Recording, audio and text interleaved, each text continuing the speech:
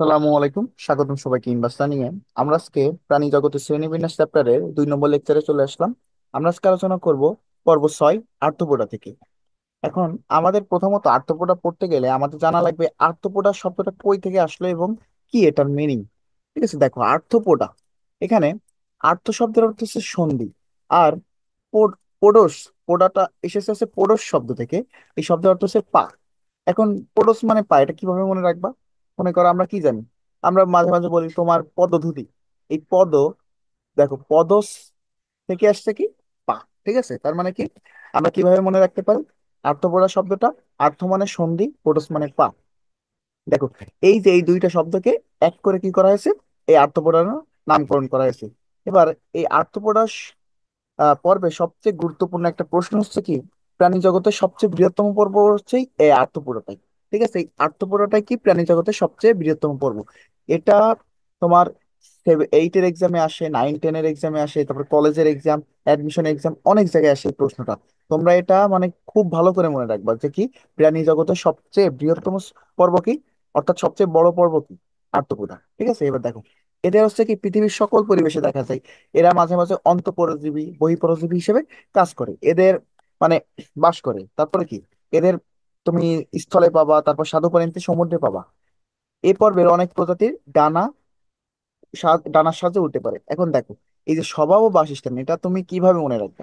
তোমার প্রথম কাজ হবে একটা পর্বের যদি একটা উদাহরণ মনে রাখতে পারো, মনে করো প্রজাপতি। এবার প্রজাপতিকেই ঘিরে তুমি এই যে স্বভাবগুলো বলতে পারো। কারণ কি দেখো প্রজাপতি কি এই পর্বে একটা অংশ, এইখানে কি প্রজাপতি কি ডানার সাহায্যে উঠতে পারে, একটা পয়েন্ট হলো। তারপরে কি প্রজাপতি বাস করে কোথায়? স্থলে বাস করে। আর স্বাদু পানিতে কোনগুলো বাস করে দেখো। এখানে সবচেয়ে একটা ইন্টারেস্টিং ইম্পর্টেন্ট কোশ্চেন হচ্ছে তোমার আর্থ্রোপোডা পর্বের প্রাণী হচ্ছে চিংড়ি। আমরা চিংড়িকে মাছ হিসাবে জানি না, এই চিংড়ি কিন্তু মাছ না, সাধারণ মাছের মতো মাছ না। ঠিক আছে, এরা কি, এরা হচ্ছে আর্থ্রোপোডা পর্বের একটা প্রাণী। এখন কেন প্রাণী দেখো, কারণ আর্থ্রোপোডা পর্বের প্রাণীদের মতো এটার সম্পূর্ণ রকম বৈশিষ্ট্য মানে সব সাধারণ বৈশিষ্ট্য মিলে যায়। তো চলো আমরা দেখি সেই সাধারণ বৈশিষ্ট্য কি কি।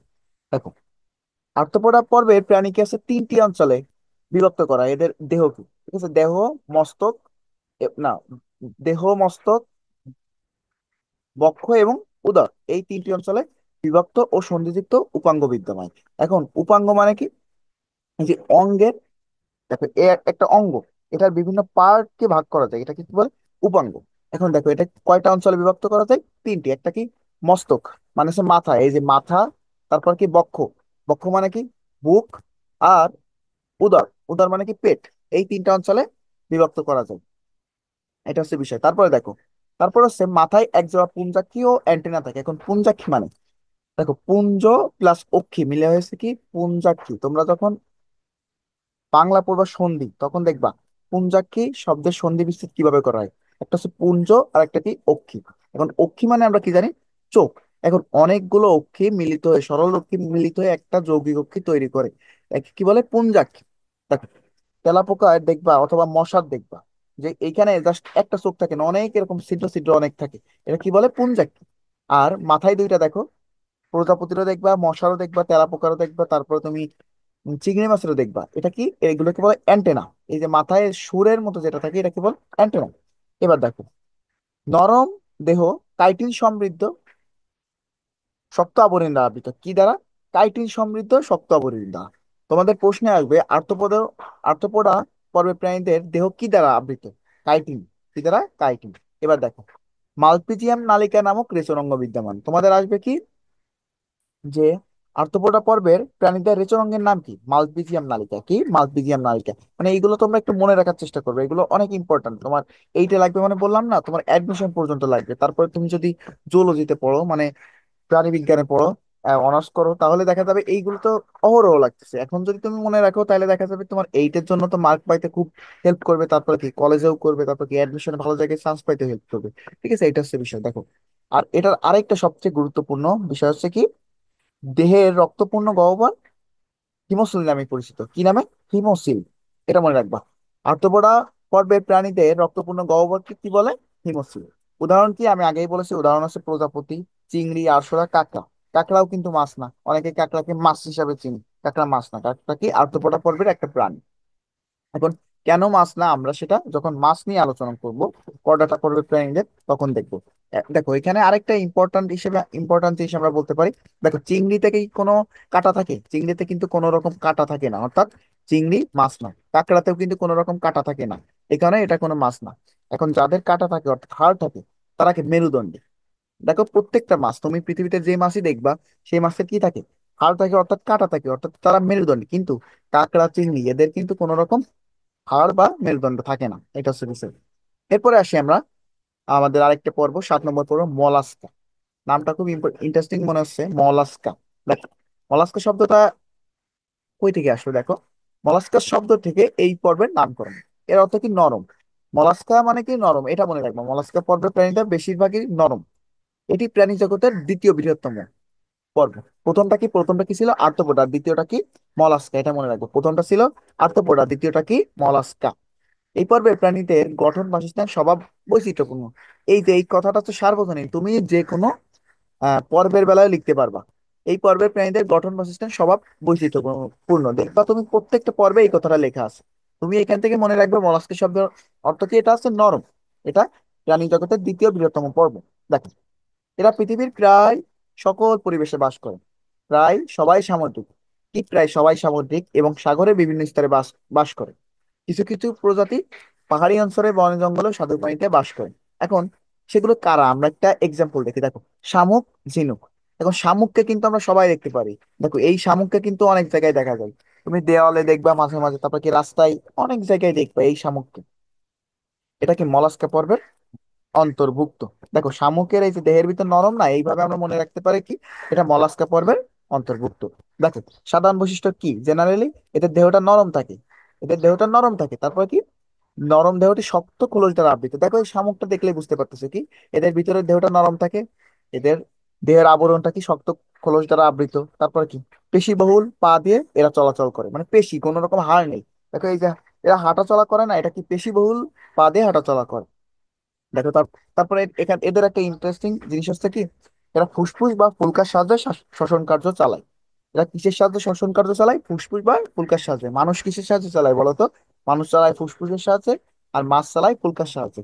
সেম ভাবে এরা কি ফুসফুস বা ফুলকার, মানে যে কোনো একটা সাহায্যে এরা শ্বসন কার্য চালায়। এটা হচ্ছে বিষয়। দেখো এরপর আসি আমাদের 8 নম্বর পর্ব। 8 নম্বর পর্বের নাম কি? একাইনোডার্মাটা। এই তোমরা একটু বানান গুলো একটু দেখো, দেখা যাবে তোমাদের ভোকাবুলারিকে আরো স্ট্রং করবে। দেখো একাইনোডার্মাটা বানানটা কিভাবে আসছে? একাইনো, প্রথম অর্থ কি?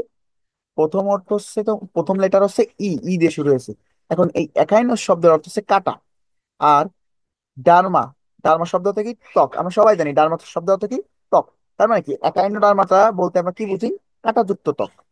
ঠিক আছে। দেখো এদের সবচেয়ে যে ইম্পর্টেন্ট প্রশ্নটা আসে এই পর্বে, সেটা কি? এই পর্বের সকল প্রাণী সামুদ্রিক। তোমাদের আসতে পারে কোন পর্বের সকল প্রাণী সামুদ্রিক, তোমরা অ্যান্সার কি দিবা? অ্যান্সার দিবা একাইনোডার্মাটা। আবার যদি আসে কোন পর্বটা সবচেয়ে বৃহত্তম, সেটা কি বলবো? আর্থ্রোপোডা। তারপরে কি বলবো? দ্বিতীয় বৃহত্তম কোনটা, সেটা কি? মলাস্কা। এভাবে মনে রাখবা। দেখো পৃথিবীর সকল মহাসাগরে ও সকল গভীরতায় এদের বসবাস করতে দেখা যায়। যেহেতু সামুদ্রিক, তার মানে আমি বলতে পারি কি এদের সকল মহাসাগরেই দেখা যায়, তাই না? এদের স্থলে বা মিঠা পানিতে পাওয়া যায় না, এটা স্বাভাবিক কথা। সামুদ্রিক হলে তো স্থলে বা মিঠা পানিতে পাওয়া যাবে না। এরা অধিকাংশই মুক্তজীবী, এই আরেকটা কথা। এরা অধিকাংশই মুক্তজীবী। এখন আমি সাধারণ বৈশিষ্ট্যে যাওয়ার আগে একটা এক্সাম্পল দেখি। এক্সাম্পল কি? দেখ, তারা মাছ।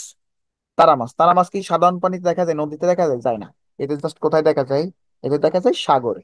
আরেকটা এক্সাম্পল কি? সমুদ্র শসা। এবার দেখো সাধারণ বৈশিষ্ট্য কি কি আছে। সাধারণ বৈশিষ্ট্য হচ্ছে দেহত্বক কাঁটাযুক্ত। দেখো তুমি যদি বাস্তবে তারা মাছ দেখো, দেখবা এদের দেহে চারদিকে কাঁটা থাকে। এই যে দেখো, দেখো কাঁটা, এগুলো কি? কাঁটা। দেহ 5টি সমান ভাগে বিভক্ত। দেহ কয়টা? 5টা সমান ভাবে বিভক্ত। দেখো একটা, দুইটা, তিনটা, চারটা, 5টা, অর্থাৎ পঞ্চ অরীয় প্রতিসম। কি কি বলা হয়? পঞ্চ অরীয় প্রতিসম মানে কি? প্রতিসম বলা হয় সমানভাবে যখন বিভক্ত করা হবে তখন তাকে প্রতিসম বলা হয়। এখন 5টা সমানভাবে বিভক্ত করা হয়েছে বলে এদের বলা হয় পঞ্চ অরী। এবার দেখো এদের আবার কি থাকে? পানি সংবহন তন্ত্র থাকে। কি থাকে? পানি সংবহন তন্ত্র থাকে। নালী পদের সাহায্যে চলাচল করে। কিসের সাহায্যে? নালী পদের সাহায্যে। এবার দেখো পূর্ণাঙ্গ প্রাণীতে অঙ্কীয় পৃষ্ঠদেশ নির্ণয় করা যায়, কিন্তু মাথা চিহ্নিত করা যায় না। তুমি তারা মাছের কোথাও কিন্তু মাথা পাবা না, ঠিক আছে, কিন্তু এদের অঙ্কীয় পৃষ্ঠদেশ নির্ণয় করতে পারবা, ঠিক আছে। মাথা চিহ্নিত করা যায় না, এটা হচ্ছে বিষয়।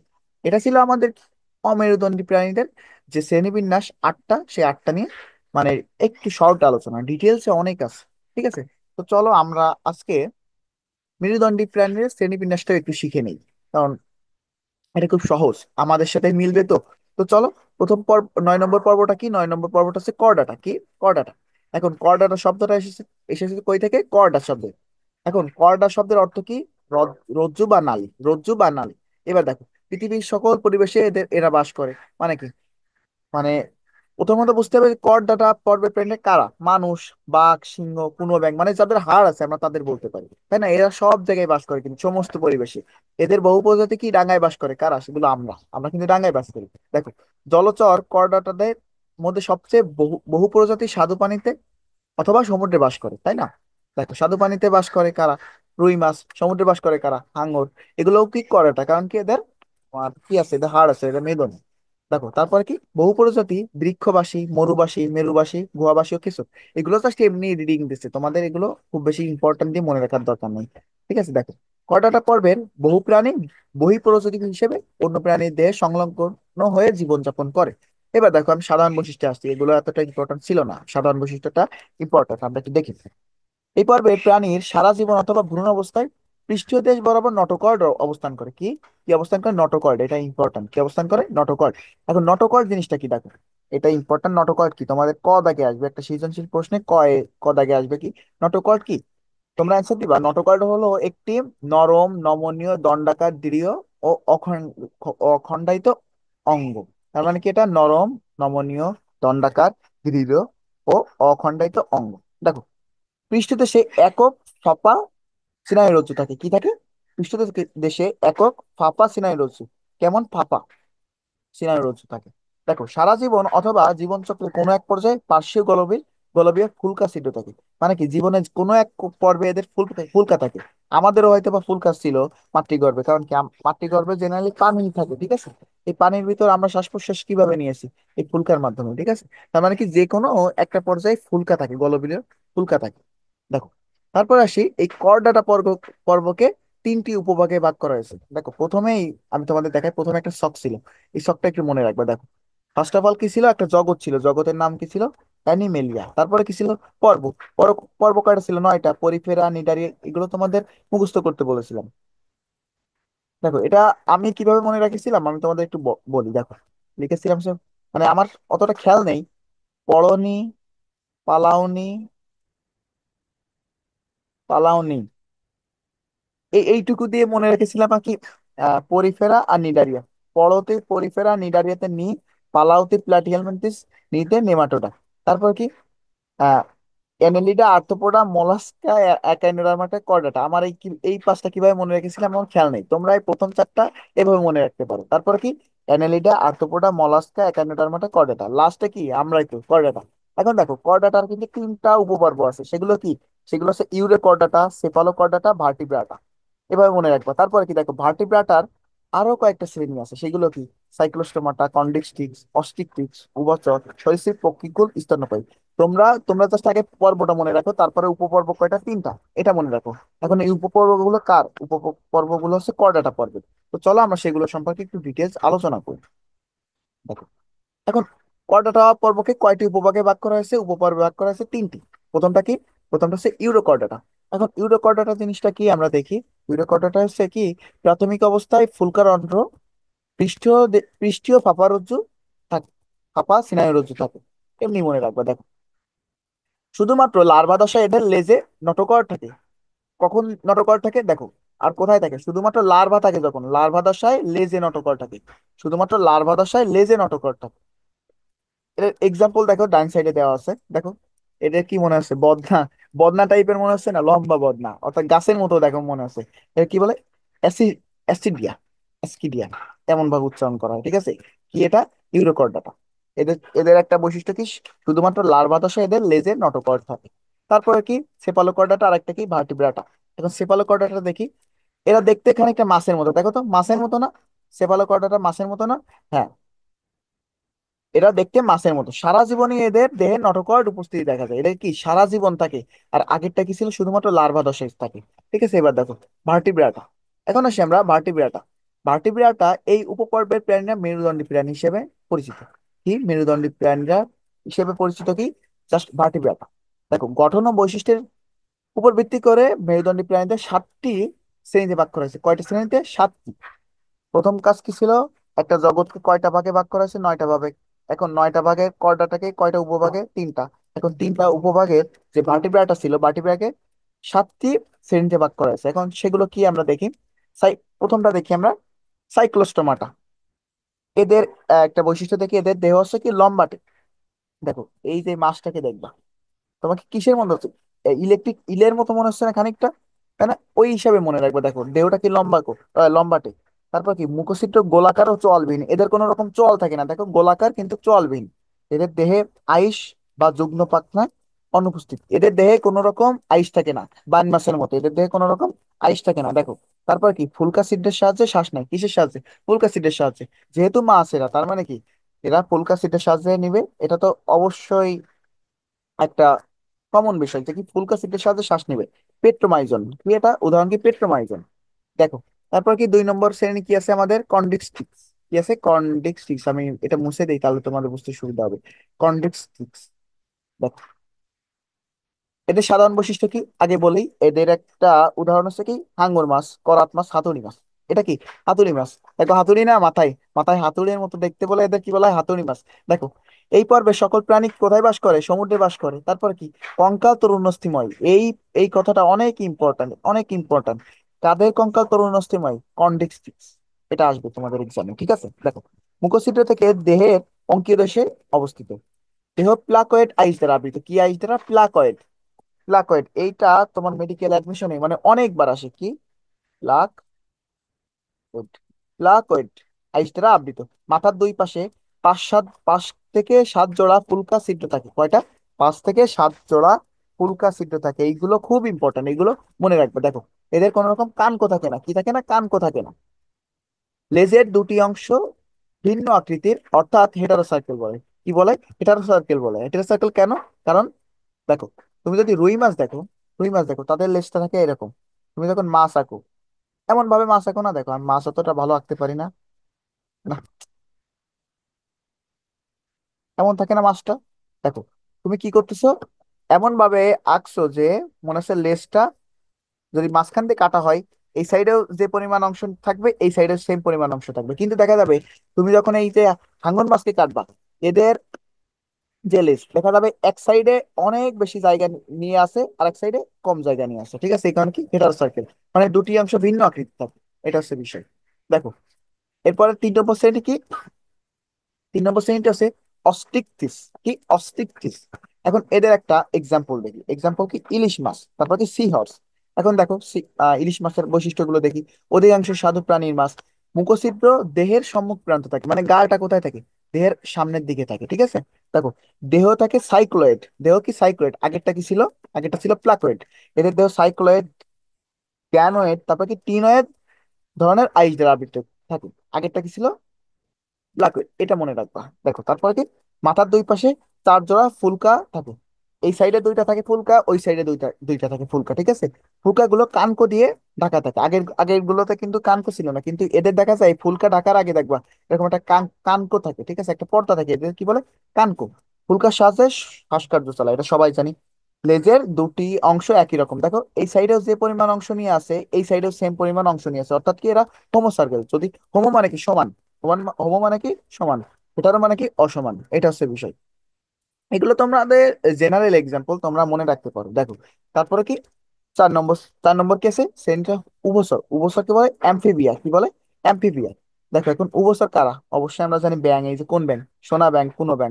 তোমাদের একটা এক্সাম্পল দেওয়া আছে, সেটা কি? কুনো ব্যাং। এবার দেখো মেরুদণ্ডী প্রাণীর মধ্যে যারা জীবনের প্রথম অবস্থায় সাধারণত পানিতে থাকে এবং মাছের মতো ফুলকার সাহায্যে শ্বাসকার্য চালায়, পরিণত বয়সে ডাঙায় বাস করে, তারাই উভচর। ব্যাং কি করে? ব্যাং কিন্তু জীবনের প্রথম পর্যায়ে পানিতে বাস করে, তারপরে কি এরা পরবর্তীতে কি করে? ডাঙায় বাস করে। এখন ডাঙায় যে বাস করে, এরা কিসের সাহায্যে তোমার শ্বাসকার্য চালায়? এরা কিন্তু ফুসফুসের সাথে শ্বাসকার্য চালায়। তো এবার দেখো সাধারণ বৈশিষ্ট্য কি। সাধারণ বৈশিষ্ট্য হচ্ছে দেহত্বক আইসবিহীন, এদের কিন্তু দেহ কোনো রকম আইস নেই। দেহত্বক নরম পাতলা ভেজা গ্রন্থিযুক্ত। তোমরা যদি ব্যাঙ ধরো কখনো দেখবা এদের দেহটা নরম পাতলা এবং ভেজা থাকে খানিকটা গ্রন্থিযুক্ত। শীতল রক্তের প্রাণী, এদের কি বলা হয় ঠান্ডা রক্তের প্রাণী বা শীতল রক্তের প্রাণী। এরা পানিতে ডিম পারে। কি করে? পানিতে ডিম পারে। জীবন চক্রে সাধারণ ব্যাঙাচি দশা দেখা যায়। পানিতে দেখবা টাকি মাছ চিনো অনেকেই, তোমরা টাকি মাছ অথবা শোল মাছ চিনতে পারো। এদের যে ছোট বাচ্চা থাকে এদের বলে টাকি মাছের গুড়ি। এদের মতো খানিকটা দেখা যায় ব্যাঙের এই যে ব্যাঙাচি গুলো। মানে তুমি ছোটবেলায় চিনতেই পারবে না খুব সহজে যে কোনটা টাকি মাছ আর কোনটা ব্যাঙ মাছ, ঠিক আছে? এটা হচ্ছে বিষয়। ঠিক আছে, এবার তার মানে কি উভচর প্রাণী থেকে আমরা কি জানতে পারলাম? এরা জীবনের প্রথম পর্যায়ে পানিতে বাস করে এবং কোন পর্যায়ে আবার কি ডাঙায় বাস করে। এরাই কি উভচর, মানে যারা পানিতে এবং ডাঙায় বাস করে তাদের বলা হয় উভচর। এদের একটা গুরুত্বপূর্ণ পয়েন্ট হচ্ছে কি এরা শীতল রক্তের প্রাণী। এরপরে আসি আমরা সরীসৃপ। এখন সরীসৃপ প্রাণী আমরা সবাই জানি। তোমরা গিরগিটির নাম শুনেছো? নাম শুনছো সবাই, এটা কি সরীসৃপ প্রাণী। এদের উদাহরণ কি টিকটিকি, কুমির, সাপ। কুমির কিন্তু সরীসৃপ প্রাণী। তারপর কি সাপ সরীসৃপ প্রাণী। এখন কেন সরীসৃপ? কারণ এরা বুকে ভর করে চলে। যারা বুকে ভর করে চলে তাদের বলা হয় সরীসৃপ প্রাণী। ত্বক শুষ্ক আইসযুক্ত। তোমাদের কি ছিল দেখো, আগেরটা কি ছিল? আগে ব্যাঙ। উভচর প্রাণীদের উভচর প্রাণীদের ত্বকগুলো কি ছিল? নরম পাতলা ভেজা। কিন্তু এই যে সরীসৃপ প্রাণীদের ত্বক শুষ্ক এবং আইসযুক্ত। তোমরা একটু রিলেট করে পড়বো, মানে একটা আরেকটার সাথে কম্পেয়ার করে পড়লে ভালো মনে থাকবে। দেখো, সরীসৃপ প্রাণীর আরেকটা এক্সাম্পল দেখি, সেটা মানে আরেকটা পয়েন্ট দেখি বৈশিষ্ট্য। সেটা কি চার পায়েই পাঁচটি করে নখযুক্ত আঙ্গুল থাকে। দেখো, চারটা পা না, এই প্রত্যেকটা পায়ে পাঁচটি করে নখযুক্ত আঙ্গুল থাকে, মানে আমাদের মতো পাঁচটা নখযুক্ত আঙ্গুল থাকে। দেখো, এরপরে আসি পক্ষীকুল। পক্ষীকুলকে বলা হয় এভিস। কি বলা হয়? এভিস। মানে যারা পাখি, পাখিকে বলা হয় এভিস। সাধারণ বৈশিষ্ট্য কি দেখো, দেহ পালক আবৃত। কারণ একটা পাখি দেখো, এর উদাহরণ কি দোয়েল, কাক, তুমি যে কোনো পাখি বলতে পারো। এদের দেহগুলো কি থাকে? লোম না, কিন্তু দেহ পালকে আবৃত।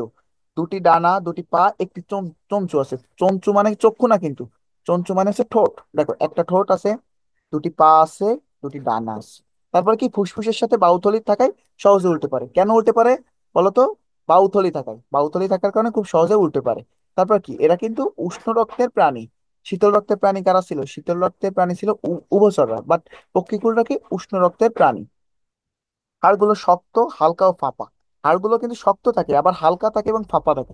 এই থাকার কারণে কিন্তু এরা সহজে উল্টে পারে। তারপরে তারপরেরটা আসি আমরা। তারপরে শ্রেণী দেখো, শেষ শ্রেণী এটাকে স্তন্যপায়ী। স্তন্যপায়ী প্রাণী বলতে বোঝায় যারা মাতৃ দুগ্ধ পান করে তারা কি স্তন্যপায়ী, মানে যারা মায়ের দুধ খেয়েছে তারা কি স্তন্যপায়ী প্রাণী। এখন উদাহরণ কি মানুষ, উট, বাঘ, সবাই কি স্তন্যপায়ী প্রাণী। দেখো, দেহ লোমে আবৃত, কিন্তু পক্ষীকুলের দেহ কিসে আবৃত ছিল? পক্ষীকুলের দেহ ছিল হচ্ছে পালকে আবৃত। আর আমাদের দেহ অর্থাৎ স্তন্যপায়ী প্রাণীদের দেহ কিসে আবৃত? লোমে আবৃত। দেখো, স্তন্যপায়ী প্রাণীরা সন্তান প্রসব করে, তবে এর ব্যতিক্রম হচ্ছে প্লাটিপাস। প্লাটিপাস সন্তান প্রসব করে না। ঠিক আছে, এটা মনে রাখবা। দেখো, এরা কি উষ্ণ রক্তের প্রাণী। আহ, যা হচ্ছে পাখিরও কিন্তু উষ্ণ রক্তের প্রাণী ছিল। ঠিক সেম ভাবে আরেকটা এক্সাম্পল, মানে একটা বৈশিষ্ট্য আমাদের সাথে মিল পাইলাম, সেটা কি উষ্ণ রক্তের প্রাণী। দেখো, চোয়ালে বিভিন্ন ধরনের দাঁত থাকে, মানে আমাদের মানুষের যেসব বৈশিষ্ট্য আছে আমরা সেগুলো লিখবো। দেখো, চোয়ালে বিভিন্ন রকমের দাঁত থাকে। তারপর কি শিশুরা মাতৃ দুধ পান করে বড় হয়, এটাকে আমি কিন্তু আগেই বলেছি, মায়ের দুধ পান করে বড় হয়। তারপর কি হৃৎপিণ্ড চার প্রকোষ্ঠ বিশিষ্ট, এটা মনে রাখবা। হৃৎপিণ্ড কয় প্রকোষ্ঠ বিশিষ্ট? চার প্রকোষ্ঠ। মানে কি দেখো, যদি তোমার হৃৎপিণ্ড যদি এমন হয়, দেখো, এমন এমন হয়, হার্ট একটা লাভ আঁকলাম, ঠিক আছে? দেখো, হৃৎপিণ্ড যদি এমন হয় দেখা যাবে চারটা প্রকোষ্ঠ, মানে উপরের দিকে দুইটা পার্ট থাকে, নিচের দিকে দুইটা পার্ট থাকে, টোটাল চারটা পার্ট থাকে। এই চারটা পার্টকে কি বলে? চার প্রকোষ্ঠ বিশিষ্ট। দেখো, ত্বকে বিভিন্ন রকমের গ্রন্থি থাকে, মানে বিভিন্ন রকমের গ্রন্থি থাকে। যেমন কি দেখো, ঘর্ম গ্রন্থি থাকে, মানে ঘাম যেখান থেকে হয় সেটা কি বলে? ঘর্ম গ্রন্থি। আমাদের সেখান থেকে কি হয়? ঘাম নিঃসরণ হয়। এটা হচ্ছে বিষয়। দেখো, এখন তোমাদের একটা কাজ আছে, এটা আশা করি তোমরা সবাই পারবা, এই কারণে আমি করে দিচ্ছি না। দেখো, তোমরা পাঁচজনে একটি দল গঠন করো। মেরুদণ্ডী ও অমেরুদণ্ডী প্রাণীদের চার্ট দেখে এদের বৈশিষ্ট্য নির্ণয় করো। তোমরা পারবা না? অমেরুদণ্ডী প্রাণীদের যেসব বৈশিষ্ট্য আছে কি, এদের এদের আছে পুঞ্জাক্ষী থাকে, কিন্তু মেরুদণ্ডী প্রাণীদের কি পুঞ্জাক্ষী থাকে? থাকে না।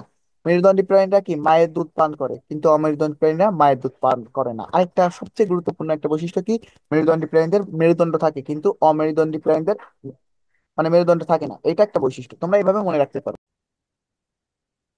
তোমরা এইভাবে আর কি এই যে চার্টটা তৈরি করবে, ঠিক আছে? এবং এই চার্টটা তৈরি করে দেখা যাবে কি তোমার ক্লাসে উপস্থাপন করলে, তোমার ক্লাসে দেওয়ালে টাঙালে, ঠিক আছে? এটা হচ্ছে একটা বিষয়।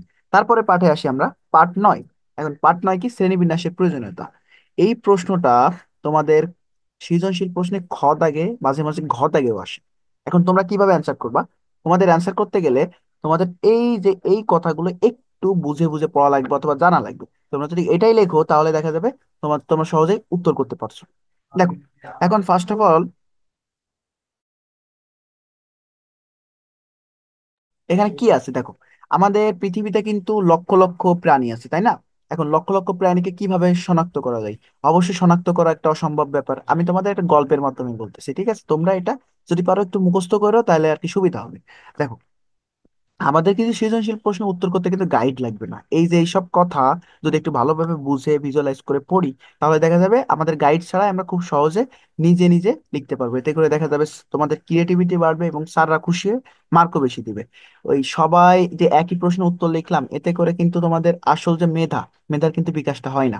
তোমরা যত বেশি নিজ থেকে লিখতে পারবা, নিজে বুঝে লিখতে পারবা, সেখানে কিন্তু আসল শিক্ষা। ঠিক আছে, এবার দেখো কি আছে আমি একটু বলি। আমাদের পৃথিবীতে কিন্তু অনেক রকম প্রাণী আছে, আছে না? এখন এই প্রাণীগুলোকে কিন্তু পৃথকভাবে শনাক্ত করা কিন্তু অসম্ভব। এখন সেজন্য কি করা যায়? সেজন্য একটা পদ্ধতি আবিষ্কার করা হয়েছে। সেই পদ্ধতিটাকে কি বলে? শ্রেণীবিন্যাসকরণ পদ্ধতি। এই যে এই পদ্ধতিকে অবলম্বন করে এই কাজটা করা সম্ভব হয়েছে। মানে কি, লক্ষ লক্ষ প্রাণীকে পৃথক পৃথকভাবে শনাক্ত করা সম্ভব হয়েছে। দেখো, এখন এই যে একটা প্রাণীকে শনাক্ত করতে গেলে আমাদের প্রথমত কিছু ধাপ মেনে চলতে হয়। কয়টা ধাপ? 7টা ধাপ। এইটা তোমার এমসিকিউর জন্য খুব ইম্পর্টেন্ট। কয়টা ধাপ মেনে চলতে হয়? 7টা ধাপ।